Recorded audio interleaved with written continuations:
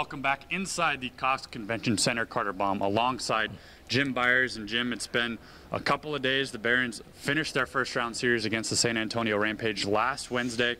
They now know their opponent. They're getting set to take on the Utica Comets here in the second round of the Calder Cup playoffs. And Utica's a team that is very contrasting to the San Antonio team that we saw in the first round. Oklahoma City's only faced them twice this year, and just the makeup of the team is completely different. Yeah, you know, I really think San Antonio's a team, as great a regular season as they had, that was sort of built to outscore people, and the Barons, with good goaltending and good defense in round one, were able to tamp that down quite a bit. Utica wound up being the top club in the Western Conference, 103 points. They finished stronger than San Antonio did, so the Barons are catching a hotter club coming into this second round than the Rampage were. And also, this series starts on the road, so the Barons are going to have to go in and try to look for at least a split at the Utica Memorial Auditorium, whereas that last series got to start here. Well, Oklahoma City and Utica only saw each other twice during the regular season, unlike that San Antonio series where they had seen him 12 times in the regular season.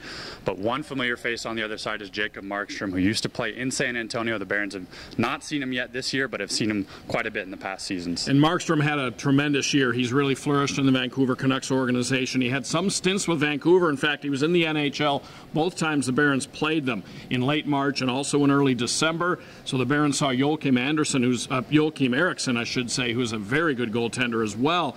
But you would think Markstrom will be the horse here down the stretch of the playoffs. And he was second best in the league in goals against average in the regular season at 1.88. Obviously, he's a big, huge guy and has always been a great puck stopper.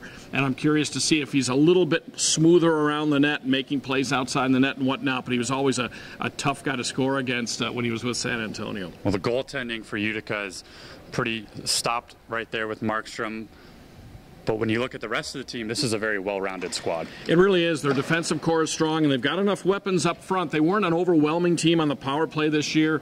I think they were 21st in the league in the power play, but they've got Cal O'Reilly. He was their top scorer up front. They've got some other guys that can do some damage. They've got enough offense to keep you honest, but they're really a tough defensive team. They were top 7 in the league in the penalty kill, top 5 in goals against, and they are a very well-rounded team. No particular statistical factor just jumps right out at you with this club. They win games, and they play well at home. They play in a smaller building that's full every night, and so the atmosphere is going to be good. And you know, it's going to be important, I think, to win a couple of games up there, or at least one game up there, and then try to at least have the opportunity to wrap up the series with 3 straight here at home in games 3, 4, and 5.